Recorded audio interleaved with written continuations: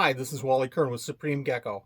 If you saw our video last week on NARBC Tinley Park 2019 fall, you saw that we had a great time at that show, one of the biggest shows in the whole US.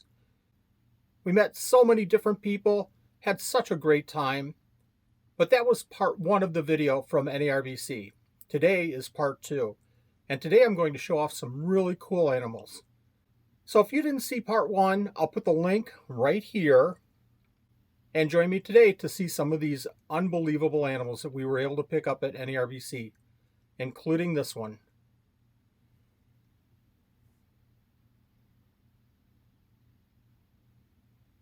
So keep watching and see some of these incredible animals.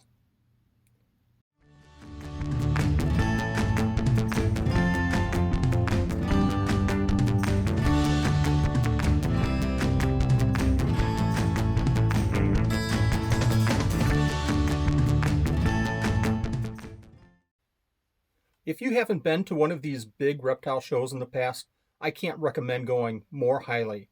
You get the chance to talk to some big-time breeders. You get to talk to them about the animals and the care that you can give them. You get to see some amazing animals. So if you get a chance in the future, go to one of these big reptile shows. And today I'm going to show the animals that we picked up at the NARBC Tinley Park 2019 Fall Show. And I didn't have a better way to organize which animals to show first. So I put them all down on an index card and I'll shuffle through them and we'll pick them and see which ones we show first. So I've shuffled the cards and I'll pick from the bottom. And the very first animal that we're going to take a look at is Uroplatus sikorae. So let's go take a walk over and let's take a look at this animal.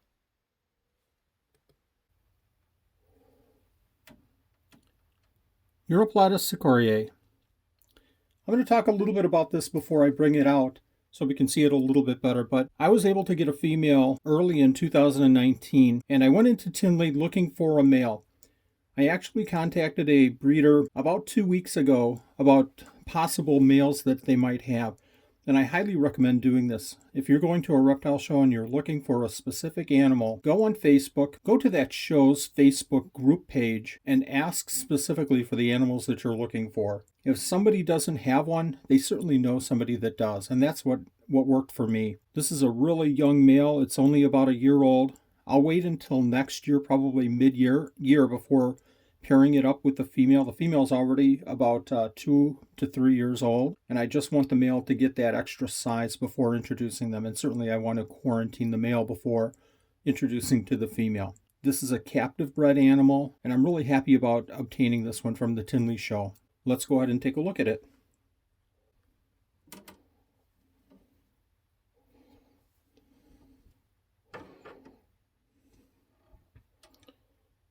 Usually Uroplatus are fairly easy to handle. I'm going to go ahead and see if I can nudge this one out and see if I can pick him up.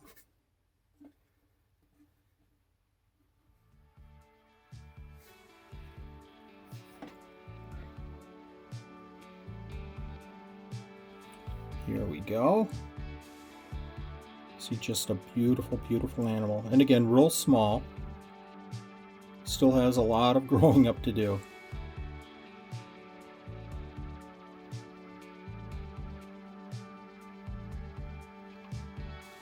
Look at that chin. Isn't that fantastic?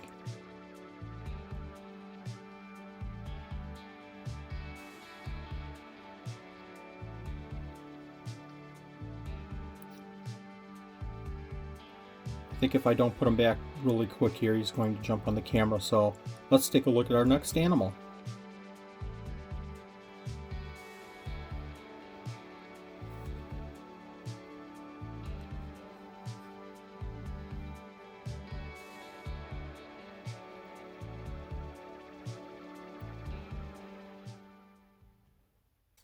And the second animal we're going to take a look at is Coleonyx variegatus.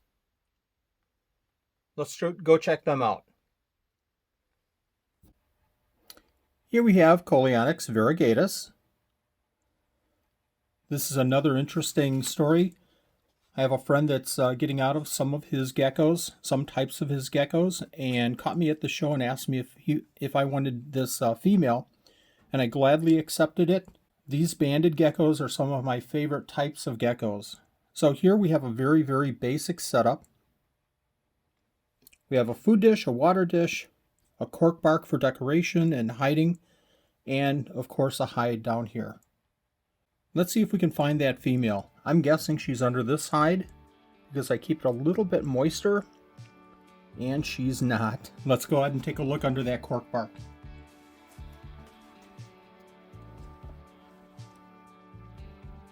There we go.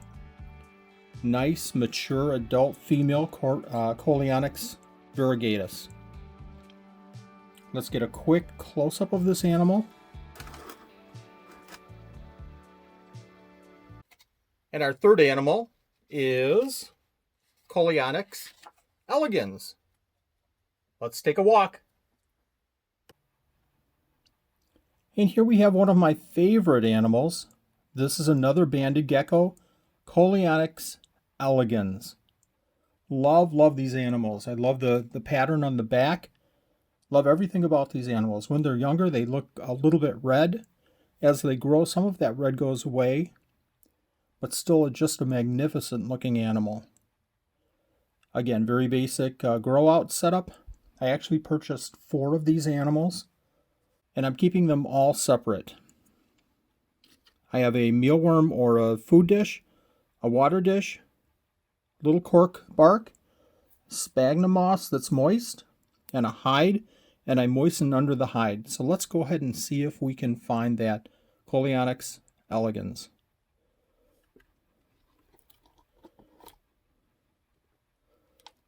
Not under the cork bark.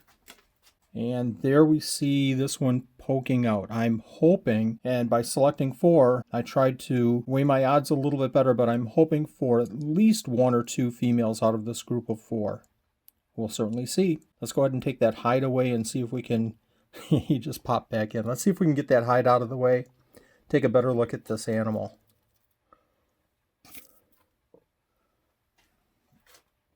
They are pretty shy, so I'm going to see if I can get him or her back to the middle so we can get a little bit of a closer look at this one.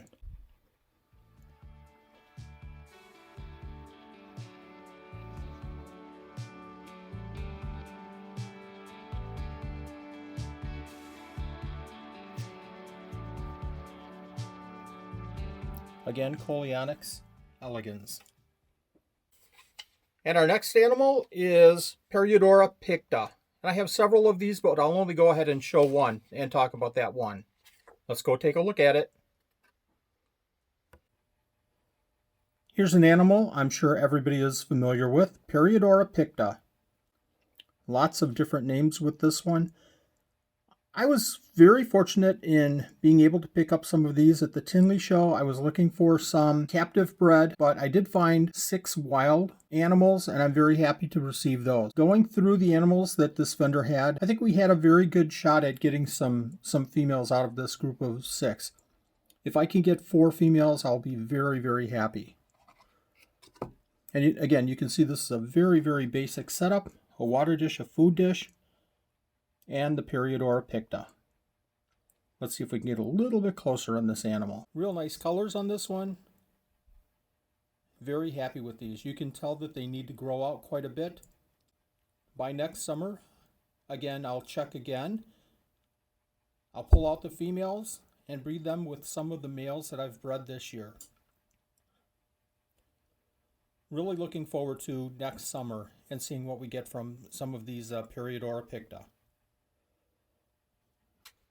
Next on our list is Stenodactylus.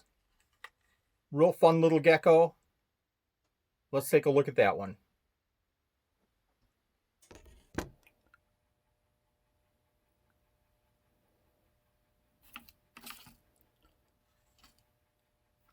This next animal I pulled out of its enclosure simply because it hides a lot. It's very, very quick.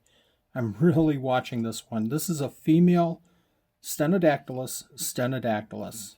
This was actually given to me by a friend. He's getting out of the Stenodactylus and a couple of other geckos and gave me this at the show. Very, very appreciative of this. Let's see if we can get a close-up and then we'll put this one away.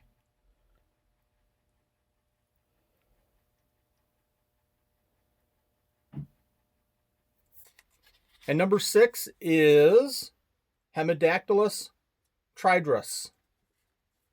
Interesting story with this one. Let's go ahead and take a look at them.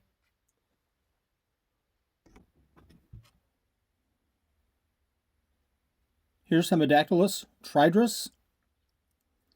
Very basic setup. It's a 15-gallon sand as a substrate, a feeding dish, a water dish, and 3 hides. Again, this is very temporary. We'll set it up with more decor after they get settled in. Let's see if we can find these 2 adults. This is a 1-1, a male and a female. Here are the pair, and it looks like we have one of them in some pretty big sheds, so I'm going to really watch this one to make sure that it's okay. Let's zoom in, and I'll see if I can throw in some mealworms to get a feeding response.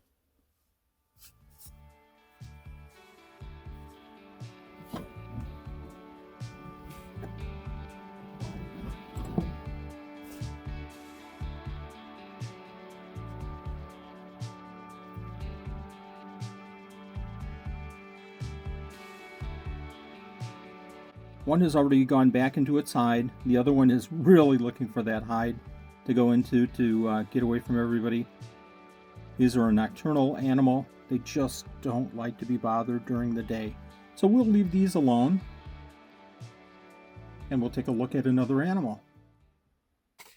And number 7 is Hemidactylus prashadi. Let's go take a look at Hemidactylus prashadi.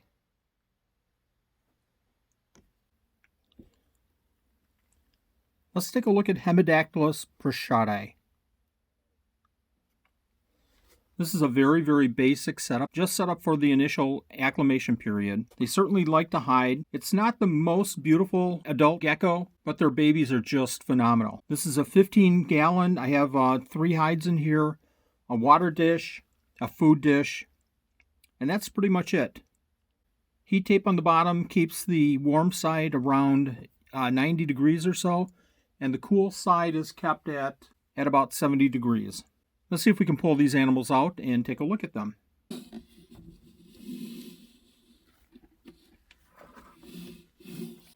We're going to see if we can entice these 2 to come out a little bit closer by throwing some dubia roaches in.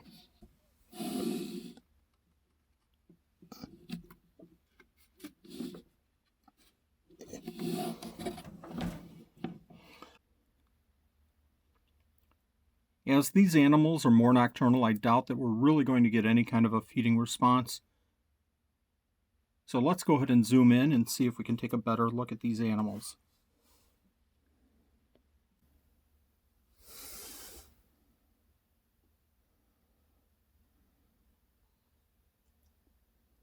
Again, the adults aren't that spectacular, but the babies certainly are. Well, we're down to our last 2 animals, and this is number 8, and it is Phelsuma madagarscariensis, or the giant day gecko. Let's go take a look at that.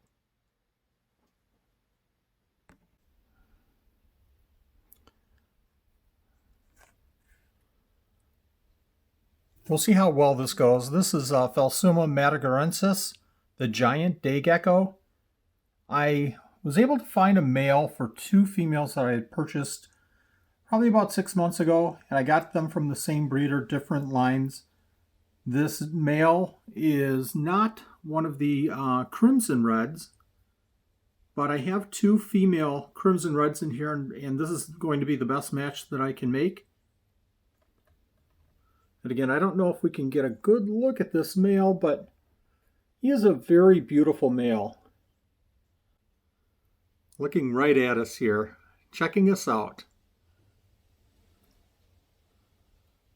And I don't know if I can get a view of the females, but I'm going to try. See how this goes.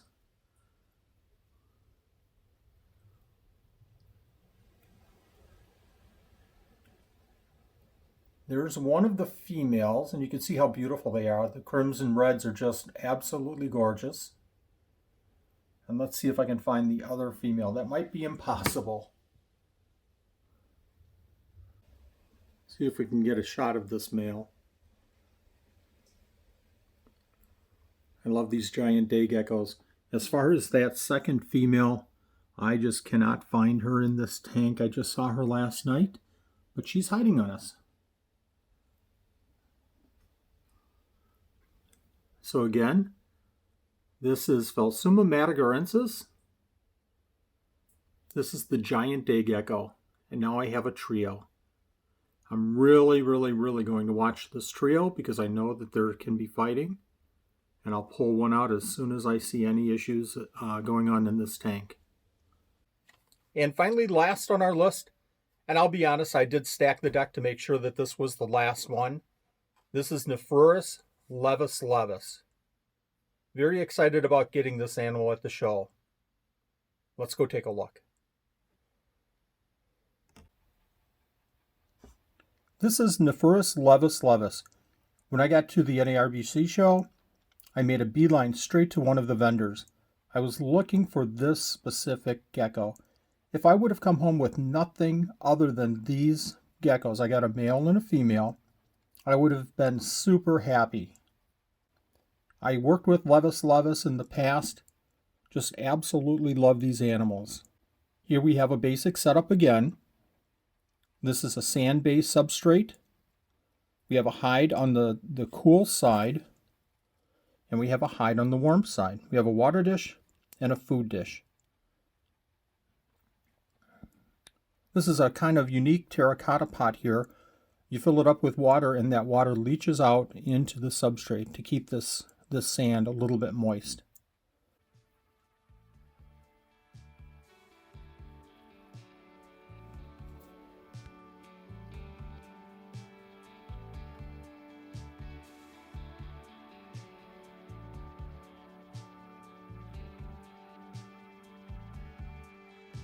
Again, this is Nephrurus levis, one of the smooth knobtails from Australia.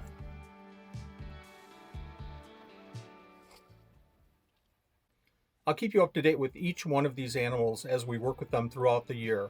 But I want to emphasize once more, if you get a chance to go to one of these very large reptile shows, take it, go, talk to the breeders. You get so much information about your animals. I hope you enjoyed the video. Thank you very much for watching. If you liked the video, hit that like button. Hit that notification. If you haven't subscribed yet, please do subscribe. Thank you again for watching. We'll see you next week.